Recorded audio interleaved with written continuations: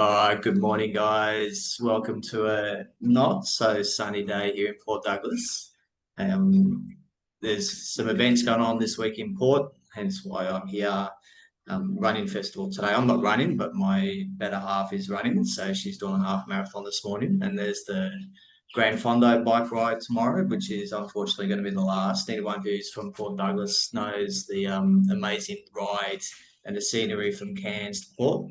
It's an amazing bit of coastal road, definitely. So if you've competed in Ironman, you know exactly what I'm talking about. So I'd like to welcome somebody who I've known for I reckon about 25 years now, give or take. Beautiful. Yeah, I reckon 25 years, yeah.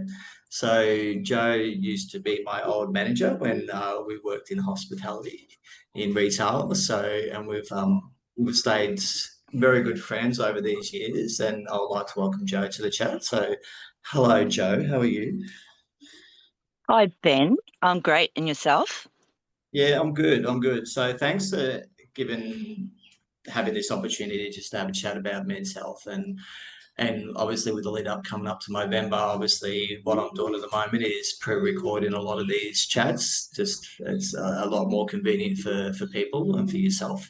So I do appreciate the opportunity to have a chat today and thinking about obviously with Movember and men's health.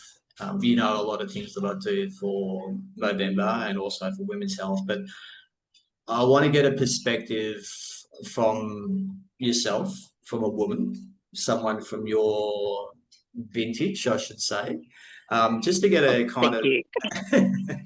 just to kind of get an understanding of what men's health means to you. Now, I know you've got kids, you've got grandkids, and yeah, just kind of get an understanding and an idea of your history when it comes to men's health and how best what you've experienced in your life. Okay.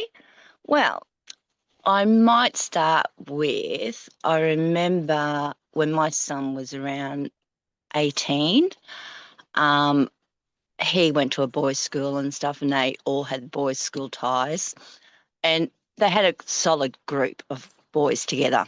Well, one of them they all sort of went wayward for a bit, but one ended up going more wayward.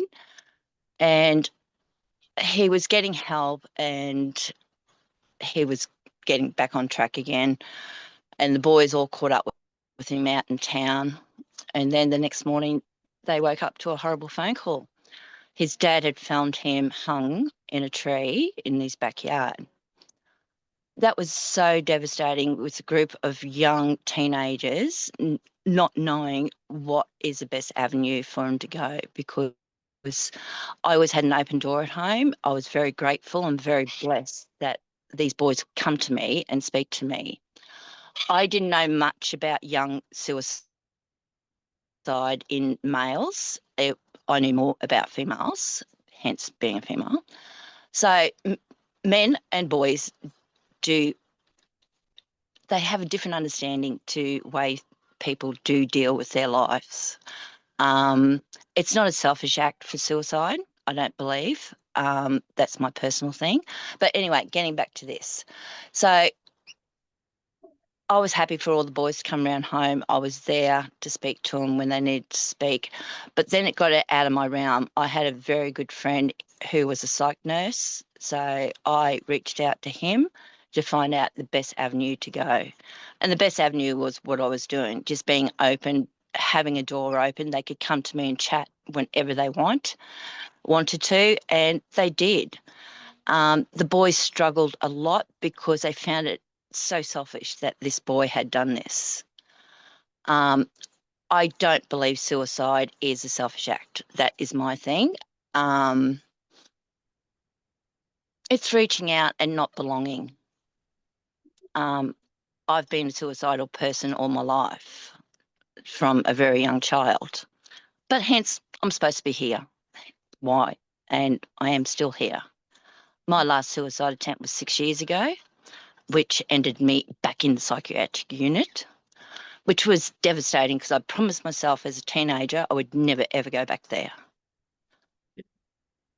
I reached out after getting out, being homeless. I've been on the road for 9 years.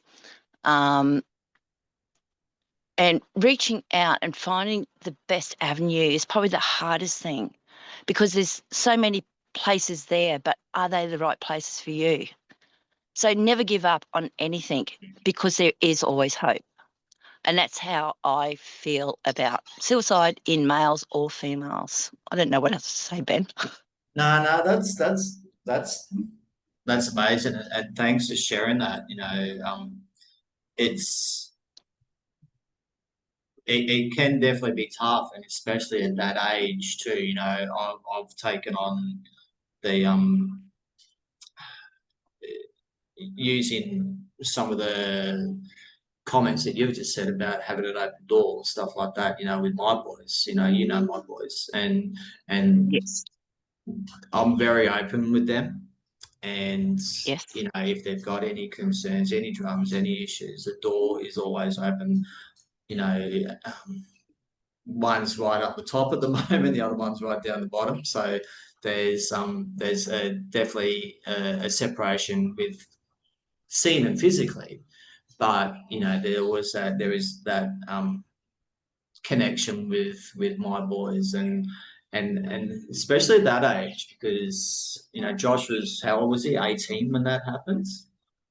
Yeah. Around the Yeah, between 17 and 19. yeah, yeah, yeah, Um, and it was yeah, and after that, high school, but it wasn't long after high school. yeah, yeah, and that's really tough for someone at that age going through that. Oh, It's a terrible thing to go through, because apart from what's going on in your life currently at that time, you're in high school. You're at the end of high school. You got exams. You got your mates. You got girls. You got everything going in. You got hormones coming out of every avenue, and then and men are add to different. that. Yeah, You boys are so different, and yeah. and it is just being able to open up. And I think it comes from the parents. If the parents can open up towards the boys and the daughters, Yeah, it's because all people want to do is talk. When you're in a mental state, you need just not judgment. You need to be able to listen, to be listened to. We don't want comments. We just want to be listened and help guided through what we're saying, not being told. yeah, And I yeah. think That's it. listening is so important, because we all hear things differently. Yeah, And it's reading in between those lines, because not everyone can express what they really want to get out there. yeah, yeah. That's And it. I think if you know these young ones or men, because I, in my life experience, I've found men just shut down. They're they're just not. A lot of them are too. It's too hard for them to open up and speak. Where they suppress it, and it's just goes down and down, and then before long they're not part of society, because they've closed those doors and not allowed anybody to help, or just to listen. Yeah, and what you were saying before about having that connection with like a psychologist, someone who's, and I just want to make sure everyone's aware that obviously we aren't trained professionals. We only commenting on experiences that we've gone through and learning from those experiences as well. So if anyone out there has dramas, concerns, issues, there is support out there to be heard. And I think sometimes people are a bit dismissive of that, because they don't know what to say, or they don't have that connection with that person. With my psychologist, it took me years to find someone who understood and I felt comfortable with, and that's a key aspect of that, feeling comfortable talking to that person. So if you don't feel comfortable talking to that person, then you're not Shut going to get down. anywhere. Yeah, you're just going to shut yourself further down, and it's not a good position to be in. So No. yeah, and I know, you know, I've lost friends to suicide, and it seems to be, and yeah, and you're hearing that, and you mentioned as well, like, you know, it's not people have that interpretation that it's selfish. You know, it's the easy way out, or you know, you're being selfish. What about the people that you leave behind, for example? But that those people are at that point of when that's their release. That's the only way that's going to ease the pain for themselves. You hear it all the time. I remember I had a really heated debate with somebody about um, suicide, and that it was a selfish act. You know, she was really adamant that it was selfish, and it's just like, hang on, just think about what you're saying, and think about the perspective from that individual. If they've got no avenue left, it's a release for them. It's an end. They're at peace now. So it's they can be very difficult. And you know, with my boys, they're 21, 22. They're at that. You know, they're still young, I, obviously. Hey, yeah, yeah, they're yeah. still in that higher risk area. Well, they are, and they're you know, they've both gone through ups and downs in their life, and everyone's going to experience that. But again, it's coming back to having that open door, being there for them to talk about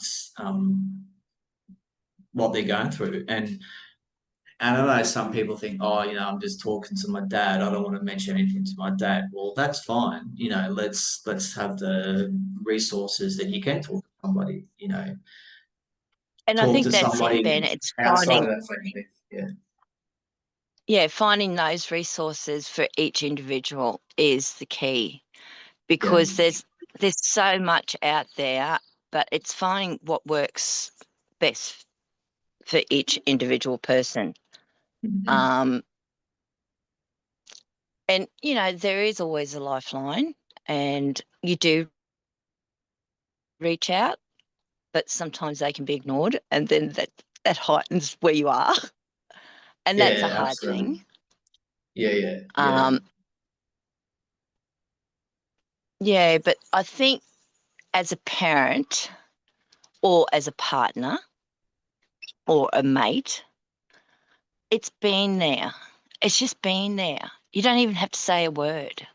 yeah, But as long as that person feels that they're being heard and not mm, being judged, yeah, I think I think that's one of the most important things. And even on seeing professionals, sometimes you can those professionals just don't gel. You just yeah, know yeah. That's right right. from Yeah, the exactly. start they're not going to be for you. So you keep looking, because there Mm, will be somebody there. You don't give up. Like, yeah, that's you it. don't give up on you as a person, you know. Um, See, again, the suicide side of things, to me, it's not giving up on life. It's just, oh, you've done what you feel that you needed to do, and you don't want to continue doing what you're doing. Like, it's just easier to go, catch you later. Yeah, So I don't know. It's finding that right person and them being there. Like, I had a great social worker for 4 years, and he had to retire, and it was like horrible, thinking, who am I going to have now? But then I was blessed with a female. So, yeah, and she knew exactly where my way, where I was. And it's finding, I've had psychologists where I've told them I'm very suicidal. And, they start talking about themselves. You think, well, fuck you, sort of thing. And yeah, yeah, yeah, exactly. so it's finding that right person and not giving up, because there is help. Yeah, And I can and say that there really coming is. from yeah, oh, absolutely, yeah, absolutely, and coming from a female perspective, did you feel more comfortable talking to a male psychologist instead of a female psychologist, or I was like that because they use different techniques and it actually resonated with me. I could gel with both of them. But the male actually got me more than the female or something in their emotion, in their beings. I don't know. There is a different level speaking to a male against a female. Yeah. But I've always been quite open about wherever I am and whatever I do. You know, this is me sort of thing. I am a suicidal person. I haven't fought it for the last few years, but I fought it every day for many, many years.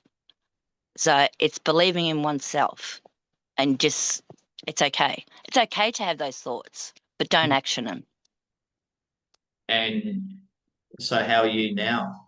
Because I know that you are out and about. You know, how's things been for you? Because I have to say that, you know, I think face to face, I haven't seen you for when did I last see you? It was last year, 2 years. Has it Who? been that long? I've been gone for two again, Ben. Wow, I didn't think it was that long. Okay, so yeah, so we haven't seen each other face to face for about 2 years now, and obviously your Yes. hair's grown a lot. And I have to say that you do look really good. You look Oh, happy. You thanks, look Ben. healthy. Well, you do. You look good. So, but Thanks. how's things working out for you at the moment? You know, everything okay? You're still having. Well, I did have a bit of a fall when I was out at Longreach. I was out at Longreach for the last 10 months, Hmm, and I reached out again for to get support because hence my social worker had retired, and I ended up getting another great social worker, and just to get me back on track again. Like I hmm, know when I'm falling, I will reach out yeah. because I do have my son and I have my grandsons. Mhm. Um, and they're a very important part of my life. Cool. And I'm a very important part of my life too. So I finally accepted this is who I am. I think Yeah, acceptance is the key thing. We've all had a past. We don't have to like what we've had in the past. But I think if we accept what has been, it helps because it is what it is. You know, I've done a lot of dialectic behavioural therapy. I've done it 4 times and I would do it again and again and again. It resonated with me. so Um, what does that involve? What's involved in that? it, I knew you were going to ask me that. Well, you said There's, it, so I know. So there's mindful regulation. There's mindfulness. I mean, emotional regulation, mindfulness. Um, the magpie's going to come get me. Sorry. um, oh, there's four main things. And I do practice them daily, but I can't think of the units that they are. But it's like CBT, um, cognitive therapy, but it's yeah, borderline, it's dialectic behavioral therapy. Because in my mind, it's black or white. I don't have that grey matter. So I'm teaching myself that grey matter because just because I do it this way doesn't mean everybody else has to do it that way. So it's yeah. finding that middle ground. Hmm. Um, you know, when I was diagnosed with my borderline personality disorder, which was 9 years ago by a group of therapists, I was relieved to actually have a label because I'd suffered mental health all my life. And to actually have a label on what is wrong with me, yeehaw. Um, so addressing those things, again, acceptance, life can move on.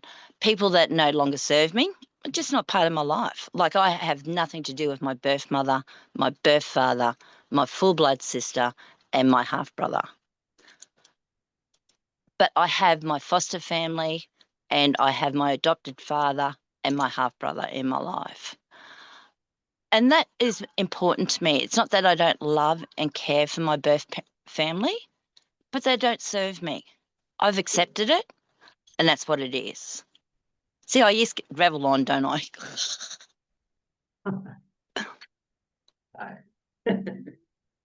Sorry, No, Ben. I got a no, bit serious. it's good, and it's a lot of people out there wouldn't have experienced what you're talking about, what you've discussed, and it's good to have an open conversation with yourself about that. And then obviously, if we tread on things that you don't want to talk about, then that's fine. Just let me know, and I we'll feel like this. we'll talk about football instead or whatever. Yeah. So, but it's I was having a conversation with a friend yesterday, and when when I was going through a big, especially when I was in the army, that was back in the mid 90s. That wasn't a pleasant moment for me. In that probably that year, I reckon it was 96. It was pretty extreme going from one experience to another, and then being mislabeled by people that I used to work with wasn't a good experience.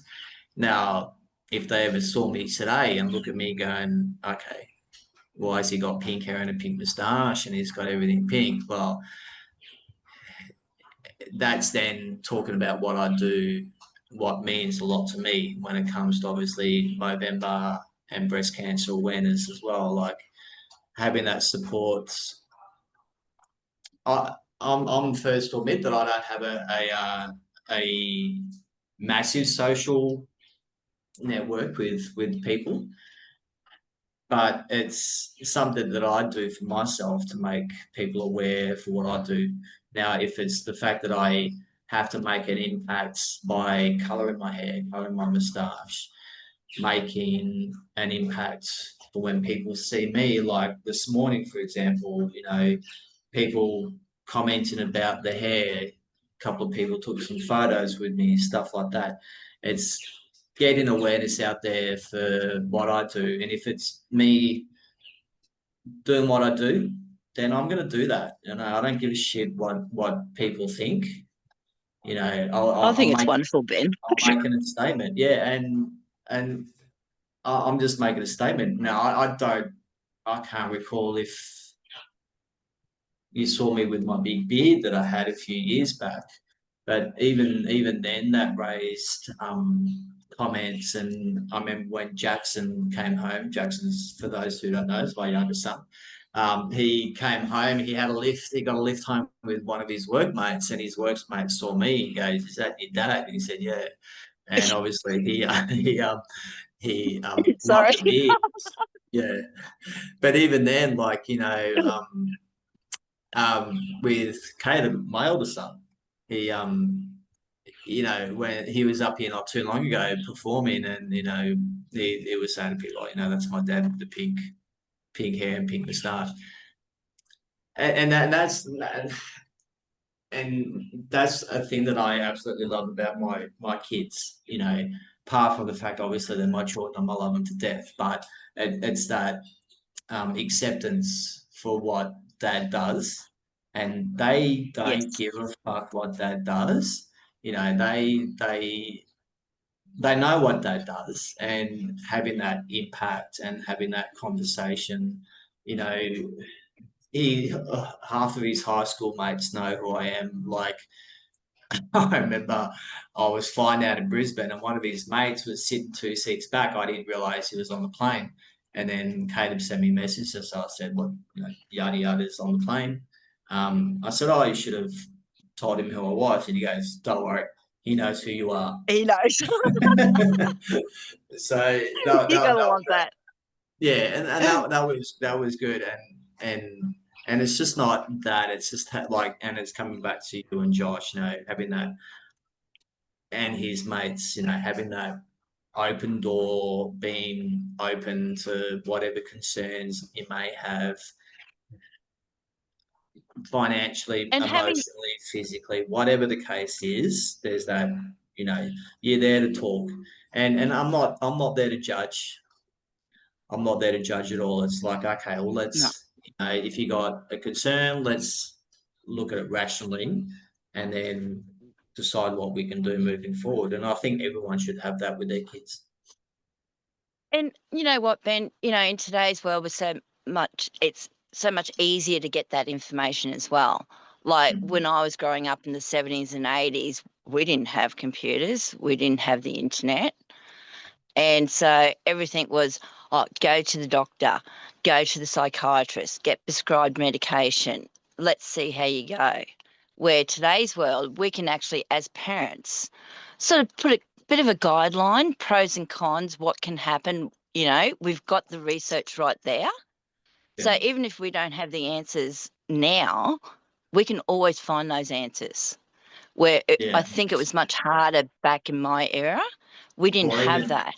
yeah, even with me in the 80s and 90s, even 90s. that, yeah, like Yeah. I was a teenager in the late 80s and yeah, and yeah, yeah, exactly. The resources are there. There's more, yeah, absolutely. There's more resources. There's more avenues that you can go down to get the help that you need, as And I opposed to think when more we were. openness, Mm, like mental health is a lot more out there today, which is wonderful because everything was hushed back in the day. Oh, just yeah, take a pill, you'll be right. But it's not just masking it, it's actually finding what is going on because, we can all have mental health issues, every single person. But some people don't have that makeup where they can rectify it either in their chemicals in their bodies. And yes, you do need a pill, but a lot of times you don't need a pill. I haven't been on medication for years because of therapy. And that's my choice because I don't want to be on medication. yeah, And this is the thing about having resources. You just got to find what works for you. yeah. That's it, and that's There's exactly not that's one what it label. comes down to. No, no, that's right. There's no magical cure either. It's and this is unfortunate about the society we live in at the moment. Everyone expects things to happen instantaneous, and Well, there's a like cure if you want to be straight fixed away. today, yeah, take a pill. Yeah, Yeah, just take a pill. You'll be right. But yeah, if you want to help and understand, like it's hard work. It's really, really hard work. And there's a it lot is. of self reflection, huge self reflection. You Mm. know, just standing in the mirror every morning telling yourself you love you, but you have to believe that you love you. Because if you don't love you, nobody else is going to love you. So I think just having that there and believing in you and finding what works for you. Like I quite often, like I'll get into a chat with someone and it doesn't resonate with me. So the easiest way for me is to just walk away. I excuse myself and say, this doesn't belong to me because it's going to affect my mental health. You have to Yeah, be aware of your own mental health and be strong enough to say, no, this doesn't serve me. I'm walking away. And it's okay to stand in the moment and just to sit there before this mouth goes off yeah, yeah. That's it. Yeah, yeah, because yeah, the brain and the mouth. yeah, yeah. Yeah, they work on two different levels. Yeah, yeah, that's it. And that's something that unfortunately doesn't always work for people. Their mouth goes off before their mind thinks, and we've all been guilty of that. And if you're saying that you haven't, then then you're lying. But it's yeah, Well, you're just not being true to you, and you have to be true to you. yeah, that's it. That's it. Yeah, And like I said, with the support out there, you've got to want to do it. You, you yourself. Nobody else can make you better, but they can help you make you better. We that's it. just need guidance, and you've got to be open to it. And you want to look. To me, mental health is wanting to want. You need to want to help yourself. Acceptance of oneself. Yeah, I'm not the full quid. Who gives a shit? I don't. Yeah. I accept who Yeah. I am. Yeah. You either like me or you don't, sort of thing. I'm not going to be hung up on it because I'm a good person. So, yeah, just accepting who you are and reaching out, I think is really important, and finding the right person to reach out to. Yeah, and I think if anything that someone gets out of this conversation today, it's about finding that right person to connect with. You know, not everyone, you're not going to find that connection straight away, and if you do, hey, that's great. But Oh, if you don't, then don't beat yourself up about it. You know, there's not always good. You're not going to feel comfortable with that person talking about what's going on. You need to have that connection. If you don't have that connection, like I said, don't beat yourself up about it. Be proactive about it and find somebody else. You know, it can be difficult because people probably, you know, if they don't find that immediate connection to start with, then they go, well, you know, what's the point? You know, they've got that feeling or that you can I'm go not gonna. through your, Yeah, well, they're not sorry. that they might think, no, they might think that, okay, just because I haven't had that connection with somebody straight away, am I going to have that connection with the next person? And if they don't have the connection with that next person, then you know their thought process is, well, why bother? And it is, Ben, and that does happen. Yeah, of But course. eventually, when you don't give up on finding that right person, because, you're reaching out because you want help. You're not reaching out because somebody's looking at a book and saying, this is what you need to do, or Yeah, let me write this and you'll feel better. It's not about that, you know, because we're not textbooks. We're all individuals.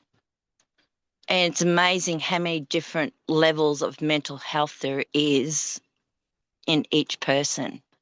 And, you know, it's finding that right it key person is. to talk to.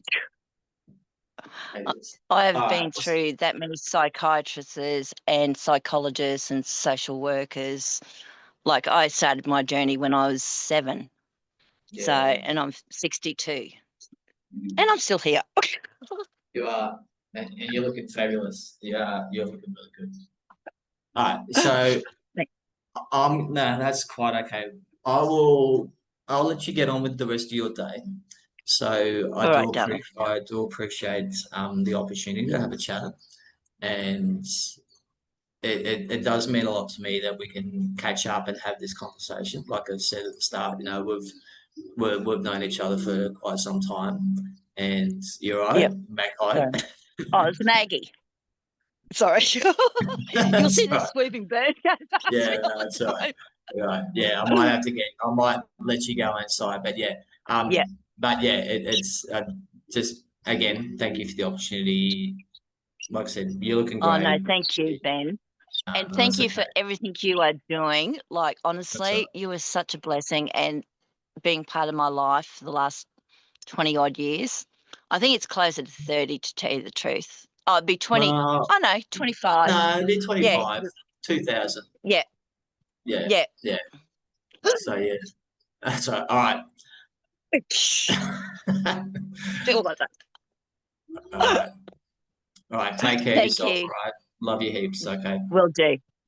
Okay, bye. All right. See you.